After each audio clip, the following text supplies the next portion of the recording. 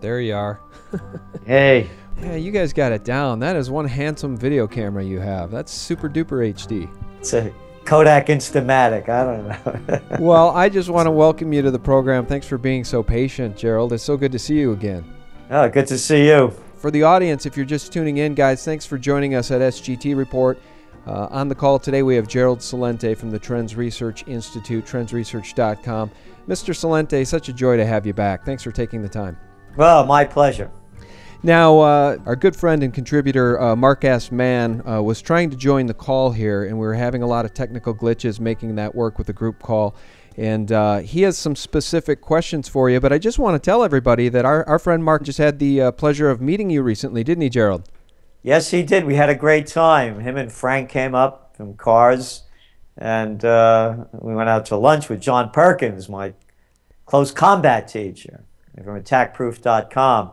So we spent a lovely afternoon together. It was great meeting him and Frank and in talking about the things that we're all concerned about and what we have to do to move in a more positive direction. So I thank them both, or all of them, for coming up and visiting us. Well, you're very generous with your time. He was very excited to meet you. He tells me he spent, I think a good 3-4 hours with you guys, and he just wanted me to know what a class act you are. So I'm passing that along to the audience. Well, thank you. Well, thank you, Mr. Class Act. No, and seriously, you've always been so generous with your time with us. So today, Gerald, I thought we should talk about a number of things.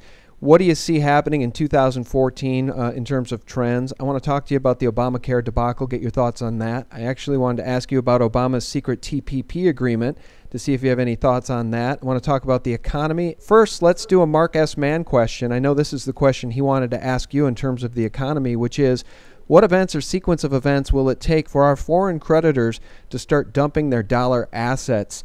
Will it come like a thief in the night, or is it already happening? Well, it's already happening to some extent. You're seeing China, for example, now opening up banking system in the UK and doing more deals with the yuan and their people that they're doing trading with and pushing the dollar out as a reserve currency.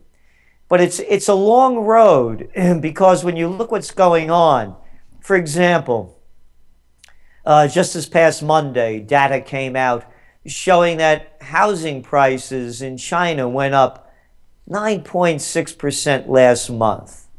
They have a bubble that they can't cool down.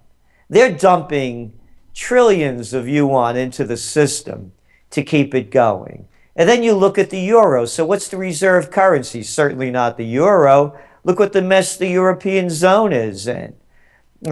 France is in recession. Italy, Spain, Portugal, Greece, all in recession, Ireland.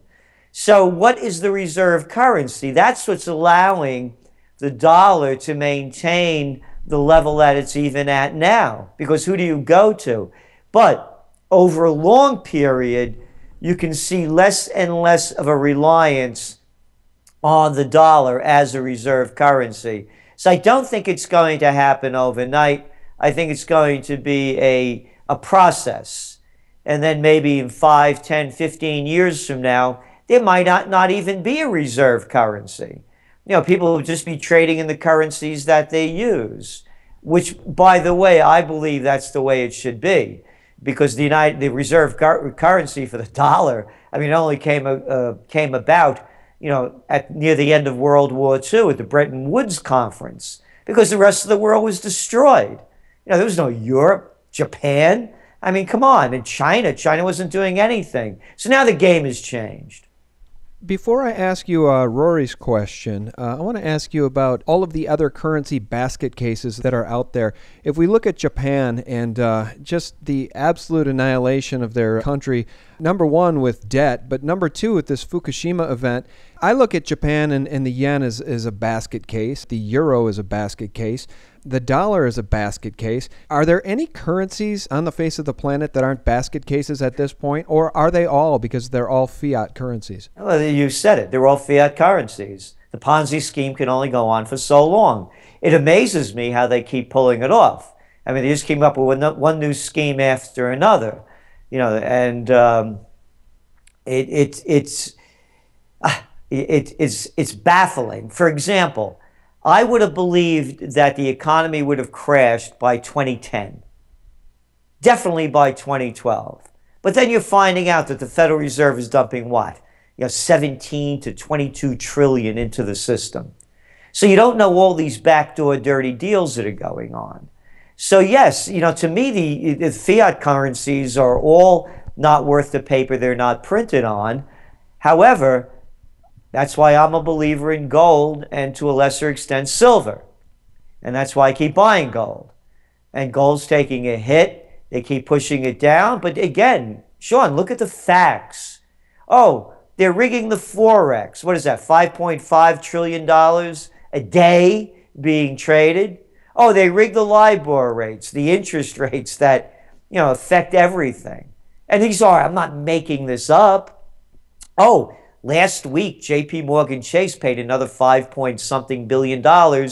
A couple of weeks before that, they paid $13 billion for, quote, misleading. Isn't that a nice word? Misleading, misstep, missold. It's like a hooker, this miss whoever. But they get away with it. It's a criminal activity, but they use the white shoe boy language to call it misleading. It's criminality. It's larceny. So to me, that goes all back to gold. When is it going to crash? When is it going to happen? I don't know. Nobody does. But at some point it will, and it will take a crisis to have these kind of things unravel. And this time, they're running out of games on how to fix it because, after all, they invented too big to fail. They invented quantitative easing. What are they going to come up with next? Well, I'm nodding my head as you say larceny because, of course, what's coming to mind is this recent penalty that HSBC was forced to pay for laundering drug money and terrorist organization money, I think to the tune of nearly $1 trillion, and they paid like $1.8 billion in fines. And again, they'll put your children in jail if you get caught with marijuana. And these big banks can do just about anything they want, and nobody goes to jail. You'd love to get the scoop on what you see happening in 2014 or 2015 and beyond, because one of the questions our friend Rory has is he's heard you say in the past that this coming March to June would be the time frame for something really major to happen with our economy. He recalls you saying that. Do you think that's still the case, or do you have an update? Yeah, I do believe it. If it's going to happen, that's a good time period. I call the dot-com crash in the Trends Journal. You can go back to it. It's online. We posted the piece from October of 1999. And I said that it would crash by March of 2000. Excuse me, by the second quarter of 2000. And it did. We're seeing the same kind of similar bubble now. This whole thing with Facebook and Twitter and Snapchat and one after another. They're not making any money on advertising at the levels that warrant these kind of premiums that people are paying for them.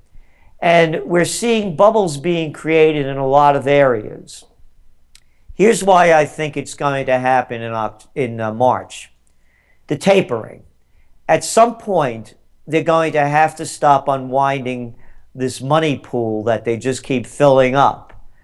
They're going to have to do it. They just can't keep it going like this without destroying the currencies. I believe it's going to happen after the Christmas holiday, because Christmas sales, of course, are important to most retailers around the world. So after Christmas, in the new year, they'll do something to slow the tapering. That's going to shock the markets. It's going to cause interest rates to rise. This is an interest rate recovery. The only reason there's a recovery in the United States and other countries, the European zone, and all around, most of the world, the more productive nations, is that they have record low interest rates. So when interest rates go up, the economy goes down. When interest rates go up, the bond market crashes. And that will be a bigger crash than any stock market crash, than any currency crash. It'll be the crash that ushers in the greatest depression. So at some point when interest rates go up, this game is over, man.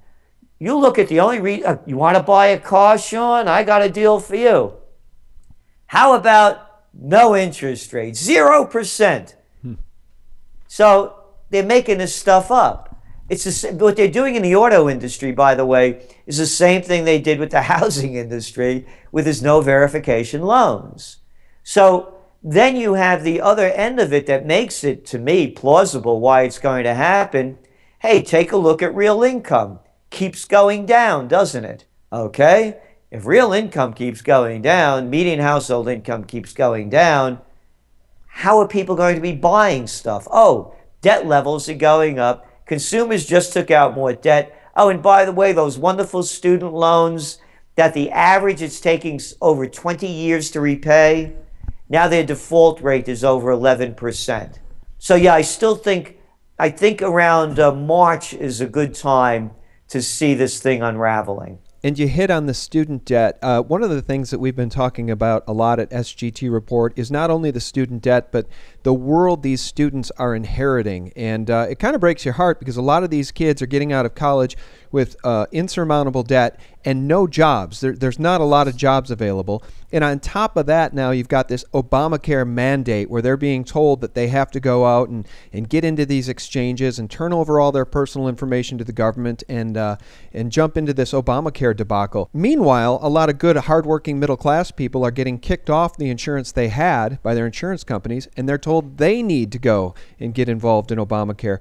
With the medical industrial complex being, in the health insurance complex being somewhere in the neighborhood of 1/6 of the economy, Gerald, what do you make of Obamacare, and is it truly the death nail in the republic, or will it collapse under its own weight? Well, I'd like to answer the first part of that question first about the students. It's not only in the United States. In China, for example, 25% of the college grads can't find jobs. Look at the report that just came out earlier this week. In Cleveland, they're asking Walmart employees to donate food and other things this Christmas to other Walmart employees that are living substandard lives. So the multinationals have taken over. It's a multinational takeover. This is not globalization. So there is no future. It's Slavelandia. That's what they've turned it into. And you could go back and you could see it with when Jimmy Carter was one of the worst, by the way. I know they love that wonderful peanut farmer, that regular guy. Yeah, he's the guy that started to destroy the banking system, pull out the regulations. He pulled off the regulations, and I was flying a lot in those days, first class around the world. I used to work in D.C. and Chicago when they deregulated the airline industry. And now it's turned into flying, it's like being on a train in Calcutta.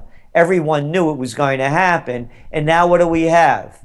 We had between 100 and 150 airlines. You want to talk about competition with regulation?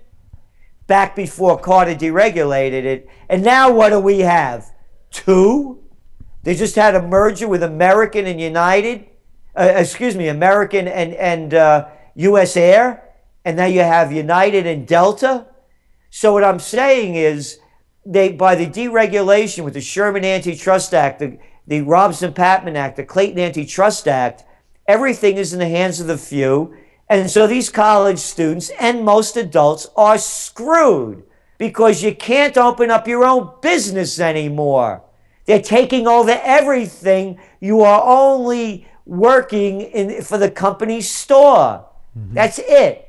So now going to Obamacare. It's what the insurance companies love. You have a very narrow choice of doctors. You have high costs that you have to pay with your deductibles. Oh, and you got to buy their drugs, so they'll be selling you that. And they're limiting the amount of services you can get. This is not socialized medicine. I mentioned too big to fail before. It's the merger of state and corporate powers. It's called fascism. That's right. How much more do people have to see? You saw it with the Boston Marathon. You saw the fascist pigs out in the street, going door to door, breaking into people's homes, warrantless searches. You are seeing the fascism with the National Security Agency. They're listening and watching everything we're doing. You are seeing fascism with the banks taking over the country. Too big to fail? It's not capitalism. So everybody could see where it's going, but they don't have the courage, the dignity, or the respect. All they do is fight among themselves. I hear it from the liberals. Hey, look at the Tea Party. I hear it from the Tea Party. Look at the liberals. And what do? They latch on to two-bit politicians that couldn't shine my shoes. And they believe them. I'm watching everybody following Rand Paul. Hey, this is the guy that backed Romney. I just heard Rand Paul say how much he loves the military. That's right, he said it down at the Citadel. I don't like the military. I don't want a military. I believe in the founding fathers. I want defenders of our nation. I don't want to pay son of a bitches to go over to a foreign country and commit atrocities. But Rand Paul does. He said he'd sign away for war right away. Hey, Randy boy, join now. Sign up now. Anybody that wants to go to war, talk tough, put on the uniform and go fight. There's a place for you right now in Afghanistan. That's right. We see time and time again, they roll out guys like Cheney to defend all of the military-industrial complex war activities. They roll out Cheney to throw Snowden under a bus. But here's the deal. What I really wanted to ask you about is this WikiLeaks revelation of the secret Trans-Pacific trade deal. You want to talk about a government working behind the scenes to destroy the people, Gerald. This one really has me fit to be tied, because if we don't stop it, they will control everything. WikiLeaks published the highly secret negotiated text for the controversial intellectual property rights chapter of the Trans-Pacific Partnership, or TPP, treaty that Obama has been negotiating behind closed doors without congressional input or approval. This was reported by WorldNet Daily, and it's just one more example of a government that has sold out the people, working behind the scenes, working without congressional approval, working to destroy what we have left, working to kill and destroy the middle class. And I'd say they're doing a pretty damn good job of it. What congressional approval? What Congress? This is what I'm saying. What Democrats, Republicans? How about the Bloods and the Crips? What a congressional approval. Congress will do anything, because to give them more power and more money. They could care less about us. They take you to war. What behind closed doors? Big deal. Look what Clinton did with NAFTA. This is another level of NAFTA. That's all it is. That's right. It's NAFTA on steroids. A continuation of it. Right. And this is what I'm saying, Sean. People will look up to their politicians and go seek one out. Oh, there's somebody in the Bonanno or Gambino or Lansky or Dutch Schultz family that is halfway decent. Yeah. The entire system is rotted. The new Trends Journal that's coming out, the headline story is Empire America Fading Fast. You know when I wrote that? In 2002. And you know what I pick up from that point. And you know what I wrote in 2002? At a time when everybody had their flags out and they tied yellow ribbons to everything that wasn't moving, was the Afghan war that 88% of the Americans supported. The Afghan war longer than both the World War I and World War II combined.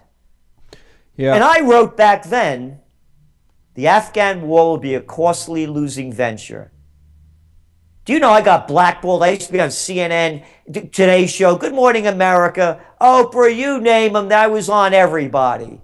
No one wanted to hear it. And the people don't want to hear that they don't have the courage. They don't have the courage to to speak out and say, no more political parties. These are nothing more than gangs. How can anybody look at Nancy Pelosi and think that she has a brain in her head? How can anybody look to that little piece of crap Lindsey Graham and think he could fight or knows what he's talking about. John Insane McCain. Cheney, you know what the big story is? The Cheney sisters fighting over same-sex marriages. Who gives a shit? And this is all they have on the news. We have to get rid of the mafias. We have to get rid of the political parties that have destroyed this country. What are people waiting for? Well, I have to ask you this because, again, I don't know what we're going to do when, all right, you've got Obama. He wants to push this TPP through, which is called the largest ever economic treaty. He's doing it in secret, and we already know what he did to us with Obamacare. Now, I reported this at SGT Report just about a week ago, Gerald, and I've not heard this repeated anywhere else in the mainstream media, and it's this. Rand Paul, thank God we have somebody in government who's willing to at least say what I'm about to read to you. And he said this, and I quote, from the Charleston meeting that he had just a week or two ago. I'll give you the right date. Hold on. The luncheon was on November 11th, and he says, and I quote, "I'm still learning about it," Obamacare is referring to. Quote, "It's 20,000 pages of regulations. The bill was 2,000 pages, and I didn't realize this until this week. The whole idea of you losing or getting your insurance canceled wasn't in the original Obamacare. It was a regulation written by President Obama 3 months later." End quote. Now, the reason I wanted to read that to you is because the mainstream mockingbird media, which includes Fox News and CNN and the others, continues to say, did Obama lie? Did he really know? Did he know? Did he lie? Well, according to Rand Paul, he wrote it. Not only did he know, he, in his administration, wrote the regulation that allows these insurance companies to cancel people's health plans, even though he told them they could keep them. So how are we to win when all these people do is lie to us and sign things in secret and meet in secret? Well, this is what I'm trying to say. I mean, Rand Paul is a member of the Republican Party. Rand Paul supported Mitt Romney. Yeah, Rand Paul could talk tough about this and that. He won't make a bit of difference. You don't put one guy into a mafia and change the mafia. And everybody knows that the lobbyists write all the bills. Everybody knows that the health insurance companies and the medical companies and the major hospital mega chains wrote these bills. This should come as no surprise. Why would anybody believe Obama about anything? What a shock. Hey, it's nice that, what do they call it? Camp Justice. You can't make this up. Guantanamo? Remember he was going to close that one? I mean, how about he was going to repeal the Patriot Act? I mean, one lie after another. Why? See, this is what I'm saying, Sean. I know. Why argue the details? They're distractions. Because I don't know what else we can do at this point. What I'm saying is the people have to mobilize. No political parties, no affiliations. And what Russell Brand is talking about, not voting, you go back to the Trends Journal of last year, my motto was, stay home, don't vote. People that vote for Democrats and Republicans, senators and congressmen, are voting for more war, more raping of our constitutional rights, and a more degradation of the human spirit. How much more proof do they need? You're talking about doing things in secret. Look at NSA. I just read something. I don't know if it's true or not. Our senator from New York, Gillibrand over here, she said that they all knew about this. You know, if you like your doctor, you could keep your doctor, knowing it wasn't true. I mean, that was her quote that I assume just came out a few days ago, and you're seeing it on the alternative media. They all knew it. Again, it's a criminal operation. The founding fathers were against major parties running our nation. The founding fathers were against foreign entanglements. The founding fathers were against a standing military. How much more, you know what? Our Constitution is so far away now from the core of it. As a Catholic, the Catholic Church has no resemblance to what it used to be when it began. It's been so co-opted by the institutions. The same thing, and I'll go for most religions, the same thing has happened with our Constitution. It bears no resemblance to what it's supposed to be and what the purpose of this nation is. I want to go back to the roots. I want to see a restoration of Constitution. I want to see a renaissance of the Bill of Rights. I want to see the political parties out of power. They're not parties, man. They're gangs. Yeah, you're right. And you're also right about that Senator Kirsten Gillibrand quote. I just looked it up. Democratic senator says, "We all knew Obama was lying." This was last Sunday on ABC's This Week. It's just an endless litany of crimes against the people. And I guess, to be honest with you, Gerald, I'm feeling a little down now about this conversation, only because I really try hard to give people hope. What is the bright side? Physical silver and gold in your possession outside of this criminal banking system. Trying to return to constitutional rule of law, acting locally, thinking locally, voting locally, taking initiative in your city council, trying to get the fluoride out of your water. Run for office yourself. Where are the bright sides left? Can we end this thing on an upbeat note? You just said it. But it really goes back, we were talking about Mark before. And him coming up here with Frank and my close combat teacher, John Perkins. And John Perkins, my family, I came from a great family of, ancestors. I thank them every day for all they gave me. But there's one person that really helped change my life. That was the glue that put everything I have together. And that was John Perkins. Learning close combat. I don't cower to power. I don't give any bullshit, and I don't take it. And when people find the strength within themselves to stand up for their dignity and their courage, then everything will change. But right now, the people are afraid because that's how the government gets them. They sell fear. I have this guy, McRaven, this admiral, a general, whatever he is. He was just at a talk at the Ronald Reagan something. And he's talking about how the United States is going to train Libyan soldiers. That's ridiculous. Is this guy out of his mind? And then I'm reading the things that he's saying. And I said, when are people going to say stop? And you know what he's saying they're training them for? Quote, counterterrorism activities. Terrorism has become the new communism. I told you I don't like the military. I was draft age during the Vietnam War. I know what it was like. And I didn't go. And I wasn't even, I'm a kid. I was 18 years old. It wasn't I was, against the war because, I was intelligent enough to be against it. I kind of like those jet planes and guns, And I didn't go because I couldn't imagine me in a rice paddy, with a lot of weight on my back getting shot at. I'm saying the military, they prosecuted a war that killed 3 million Vietnamese, 58,000 of our soldiers, 250,000 plus have committed suicide, and countless millions' lives are ruined. And it was the commies back then.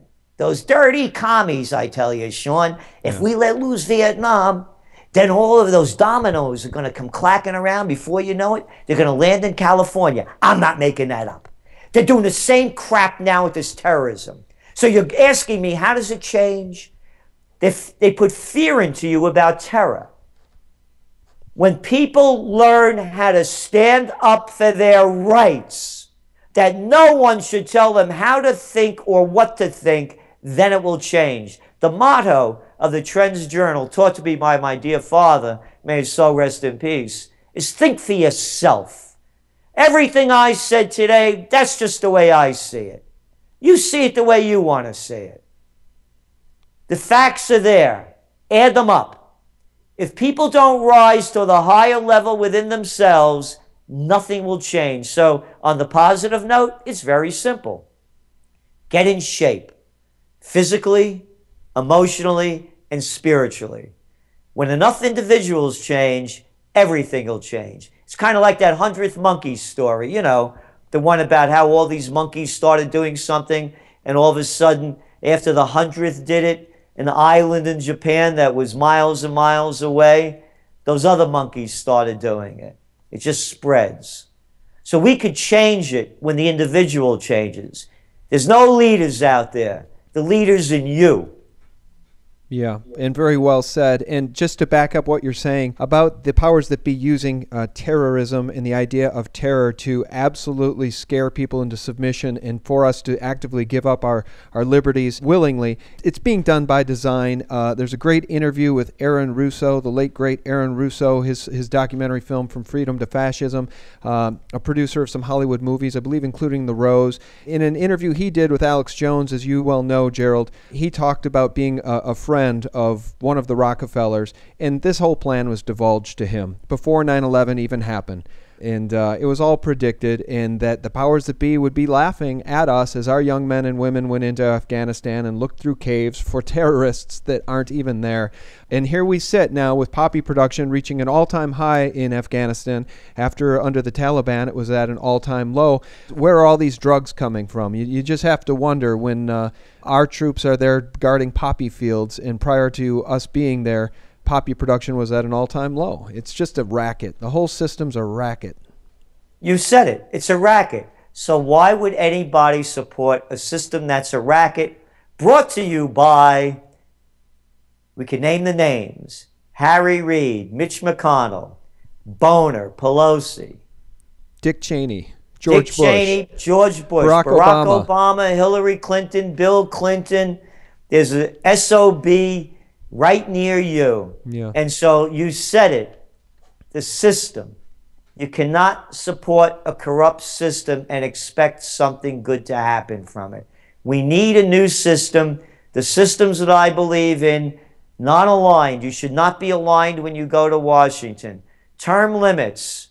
None of this crap where you never work a day in your life and you become a senator or a congressman for all of your life. Like that little weenie Ryan and the rest of them. I forgot him. Ooh. There's another disgusting little individual. So you get, and the other thing is direct democracy. You want to go to war? Let the people vote. You want to bail out banks? Let the people vote. You want the NSA? Let the people vote.